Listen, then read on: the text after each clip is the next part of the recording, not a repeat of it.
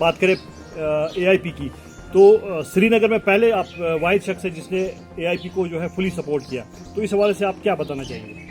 देखिए, सबसे पहली बात है कि जब इंजीनियर रशीद का फॉर्म एक्सेप्ट हुआ एज एन इंडिपेंडेंट कैंडिडेट, तो हमने उनको सपोर्ट किया, क्योंकि हमारी जो पार्टी है, पार्टी का मैनिफेस्टो ही है कि हम उन इंडिपेंडेंट कैंडिडेट्स का सपोर्ट कर सकते हैं जो हमें लगेंगे कि जिनमें दम होगा कि जम्मू कश्मीर की बात करें, जम्मू कश्मीर के नौजवानों की बात करें, जम्मू कश्मीर के लोगों की बात करें, हम उनका 100% सपोर्ट करेंगे। तो हमारे मैनिफेस्टो को हमने आगे बढ़ाते हुए इंजीनियर रशीद साहब का साथ दिया एज एन इंडिपेंडेंट कैंडिडेट। तो आई शुड क्लियर इट कि हमने हमारी पार्टी ने क्लियर कहा कि हम किसी के साथ अलायंस नहीं कर सकते।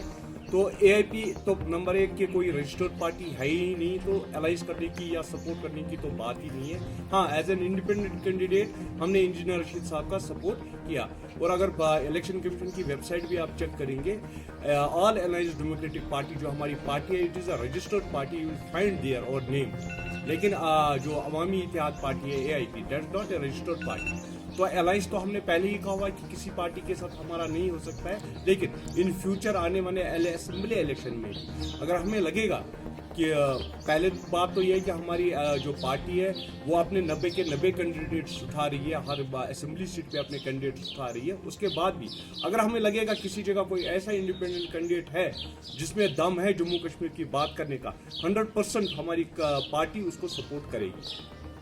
क्या रहेगा आपका, अगर हम देखें जैसे कि इलेक्शंस में हमने देखा कि लोग बढ़ चढ़कर लोगों ने जो है हिस्सा लिया और इंजीनियर रशीद को जो है कामयाब बनाया। अगर हम नॉर्थ कश्मीर की सीट की बात करें तो लगभग 4.5 लाख वोट जो है इंजीनियर रशीद को पड़े, और जिस तरह से आपने भी सपोर्ट किया, या अगर हम युवाओं की बात करें, युवाओं ने भी जो है फुल सपोर्ट किया है, तो क्या बताना चाहेंगे आप? देखिए, इस टाइम तो मैं यही चाहूँगा कि हमारी पार्टी ने इंजीनियर रशीद को सपोर्ट किया। अगर आप उस टाइम मेरी जो हमने प्रेस कॉन्फ्रेंस बुलाई थी, मैंने क्लियर कहा हुआ था कि अगर इंजीनियर रशीद साहब को छोड़ा जाए तो जमानत जब्त हो जाएगी सजाद लोन की भी और उमर अब्दुल्ला की भी। लेकिन किस्मत में नहीं था, उनको नहीं छोड़ा गया।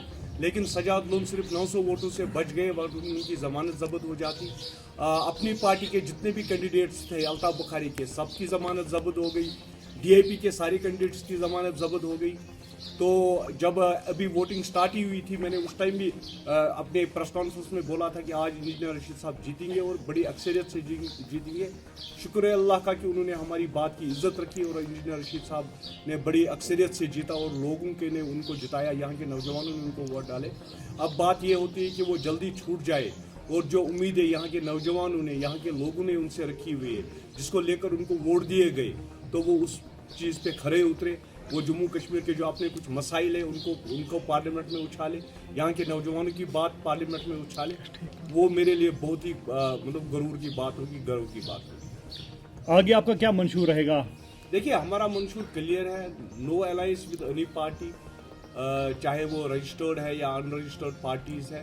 तो हम 90 के 90 सीट्स पे अपने ये बंदे उतार रहे हैं। वेरी सून ईद के बाद हम अपना पहला जो लिस्ट है असेंबली जिनके ऊपर हम हमारे मैंडेट्स उतरेंगे, तो पहला लिस्ट हम प्रेस कॉन्फ्रेंस में दे देंगे। अपने 25 कैंडिडेट्स का हम लिस्ट आउट करेंगे। इसी तरह से आहिस्ता आहिस्ता हम सारे कैंडिडेट्स, सारे असेंबली सीट्स पे अपने कैंडिडेट्स का लिस्ट आउट करेंगे। राकिब साहब, और एक बात आखिर में जानना चाहेंगे, जिस तरह से पहले हमने देखा कि नॉर्थ कश्मीर में बाइकआउट्स होते थे, बाइकआउट की कॉल्स दी जाती थी, लेकिन इस बार हमने देखा कि युवा बढ़ चढ़कर हिस्सा ले रहे हैं। तो अब आने वाले इलेक्शंस में आप क्या मैसेज देना चाहेंगे? देखिए, आने वाले इलेक्शंस में मैसेज क्या दूंगा मैं 2 साल 3 साल से जब से मैं पॉलिटिकल फील्ड में मैंने कदम रखा है, मैंने यहाँ के नौजवानों को, यहाँ के लोगों को बार बार इल्तिजा की है और रिक्वेस्ट की है कि वो बढ़ चढ़कर असेंबली इलेक्शंस में हिस्सा ले। अगर वो बाइकआउट के रास्ते पे चलेंगे तो फिर से जिन्होंने हम लोगों के साथ 75 साल से इस्तेसाल किया है, उन लोगों को मौका मिलेगा फिर से हम पे हुकूमत करने का। मैं यहाँ के नौजवानों को, यहाँ के लोगों को बार बार कह रहा हूँ कि जो ही असेंबली इलेक्शन आएंगे, वोटों में बढ़ चढ़ कर हिस्सा ले ले, ताकि आपके चुने हुए नुमाइंदे जिन पे आपको पूरा भरोसा हो, वो असेंबली में जाकर आप लोगों की बात करें।